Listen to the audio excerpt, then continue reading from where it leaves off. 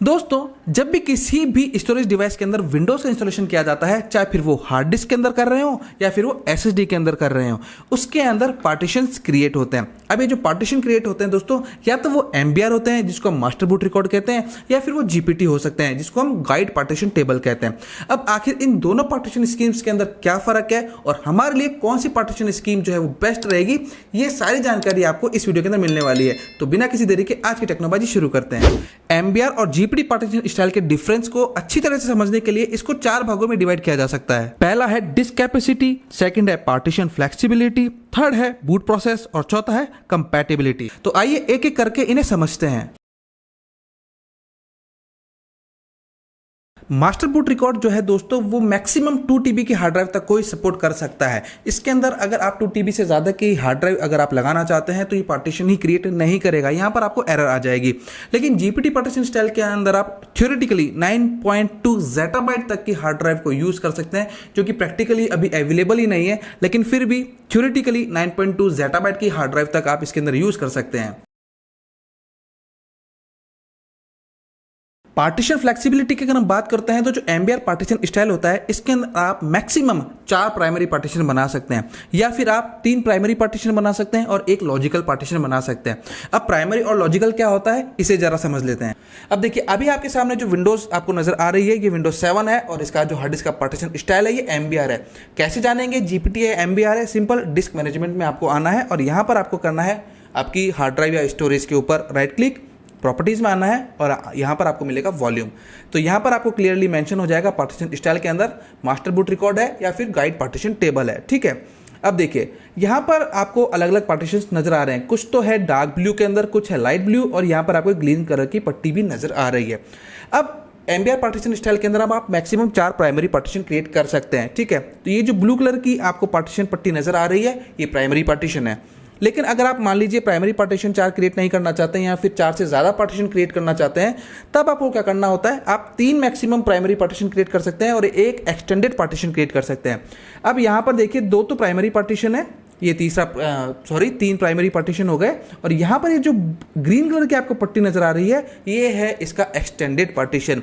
अब extended partition के अंदर अगर आप 1 से ज़्यादा पार्टीशन क्रिएट करते हैं तो उनको लॉजिकल पार्टीशन कहा जाता है। तो यहाँ पर ये जो लाइट ब्लू कलर की आपको पट्टी नजर आ रही है एक्सटेंडेड पार्टीशन के अंदर, ये है लॉजिकल पार्टीशन। तो इस तरह से एमबीआर के अंदर पार्टीशन को डिवाइड किया जाता है। अभी जो सिनेरियो है, इसके अंदर हमारे सामने जो एमबीआर पार्टीशन है उसकी मैक्सिमम कैपेसिटी को हम यूज कर चुके हैं। 3 हमारे पास प्राइमरी पार्टीशन क्रिएट किए जा चुके हैं और 1 हमारे पास लॉजिकल पार्टीशन क्रिएट किया जा चुका है। ये इसकी मैक्सिमम लिमिट खत्म हो चुकी है। अगर अब मैं यहाँ पर सी ड्राइव को श्रिंक करने की कोशिश करता हूँ या फिर एक नया पार्टीशन क्रिएट करने की कोशिश करता हूं, तो देखिए क्या होता है। ठीक है, तो यहां पर मैंने एक 9 GB का एक सेपरेट पार्टीशन क्रिएट करने की कोशिश की है। सी ड्राइव के अंदर से 10 GB का स्पेस हमने अलग निकाल लिया है। अब हम इसका एक नया पार्टीशन क्रिएट करने की कोशिश करते हैं। तो यहां पे हम राइट क्लिक करेंगे, new simple volume, next next next next और फिनिश्ड। अब देखिए यहां पर एक एरर आ चुकी है और एरर क्या है, You cannot create a new volume in this unallocated space because the disk already contain the maximum number of partitions। तो यानी कि एमबीआर की जो लिमिट थी वो पूरी हो चुकी है। अब हम यहाँ पर एक नया पार्टीशन क्रिएट नहीं कर सकते हैं। और वहीं पर अगर जीपीटी पार्टीशन स्टाइल की बात की जाए तो वहां पर आप 128 प्राइमरी पार्टीशन क्रिएट कर सकते हैं। यहाँ पर आपको एक्सटेंडेड या फिर लॉजिकल पार्टीशन क्रिएट करने की जो रिक्वायरमेंट है वो खत्म हो जाती है। अब 128 पार्टीशन आप प्राइमरी भी बना सकते हैं। अब इसका बेनिफिट क्या है? अब देखिए दोस्तों, कई बार हमें जरूरत पड़ती है कि हमको पार्टीशन को रिसाइज करना पड़ता है। हम किसी पार्टीशन को छोटा या बड़ा करना चाहते हैं, तो ऐसे में प्राइमरी पार्टीशन को छोटा या बड़ा करना या रिसाइज करना काफी आसान होता है। जबकि अगर आपने लॉजिकल या एक्सटेंडेड पार्टीशन बना रखे हैं तो उसके अंदर पार्टीशन को रिसाइज करना बहुत ज्यादा टिपिकल होता है। डेटा लॉस के चांसेस काफी ज्यादा बढ़ जाते हैं। एमबीआर के अंदर बूटिंग जो सीक्वेंस होता है वो NTLDR या फिर ग्रैब से होता है। इसके अंदर सबसे पहले ये फाइलें लोड होती है और उसके बाद ऑपरेटिंग सिस्टम को लोड किया जाता है।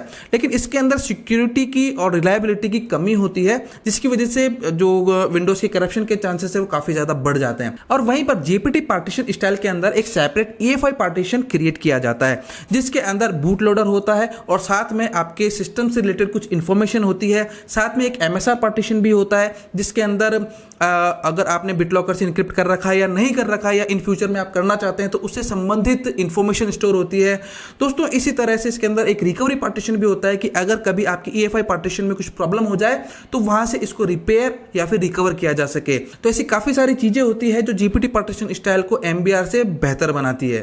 और GPT पार्टीशन स्टाइल के बारे में ज्यादा जानकारी आप चाहते हैं तो ये जो आई कार्ड आ रहा है इस पर आप क्लिक करके वीडियो देख सकते हैं और आपको ये पता चल जाएगा कि ये जो पार्टीशन तैयार होते हैं EFI, MSR या फिर प्राइमरी पार्टीशन और रिकवरी पार्टीशन, इसका क्या यूज है और अगर आपने इसको डिलीट कर दिया तो क्या इफेक्ट होगा आपके सिस्टम के ऊपर। आई कार्ड पे क्लिक कीजिए, वीडियो देख लीजिए।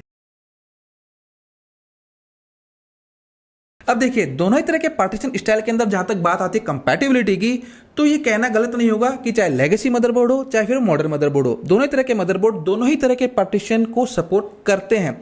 लेकिन इंटेल का अगर 41 चिपसेट है, उससे नीचे का मदरबोर्ड है, 31 हो, 945 हो, 965 हो, तो ये जो मदरबोर्ड है दोस्तों, इनके अंदर सिर्फ और सिर्फ बायोस आती थी, बेसिक इनपुट आउटपुट सिस्टम वाली फर्मवेयर होती थी जो सिर्फ और सिर्फ MBR पार्टीशन को ही सपोर्ट करती है। लेकिन इंटेल की फर्स्ट जनरेशन जब से लॉन्च हुई थी, यानी कि इंटेल का 55 चिपसेट वाला मदरबोर्ड और उसके बाद के जितने भी मदरबोर्ड आए हैं मार्केट के अंदर, उन सभी के अंदर आपको जो फर्मवेयर मिलती है वो UEFI फर्मवेयर मिलती है, जिसके अंदर आप GPT पार्टीशन स्टाइल तो डेफिनेटली इंस्टॉल कर ही सकते हैं, लेकिन साथ में उसके अंदर एक CSM सपोर्ट दिया जाता है जिसकी मदद से आप MBR पार्टीशन स्टाइल के अंदर भी अपनी विंडोज को इंस्टॉल कर सकते हैं। अगर आप UEFI मोड यानी कि GPT पार्टीशन स्टाइल के अंदर विंडोज को इंस्टॉल कर रहे हैं तो इसका एक मेजर बेनिफिट और मिलता है और वो है डेटा सिक्योरिटी।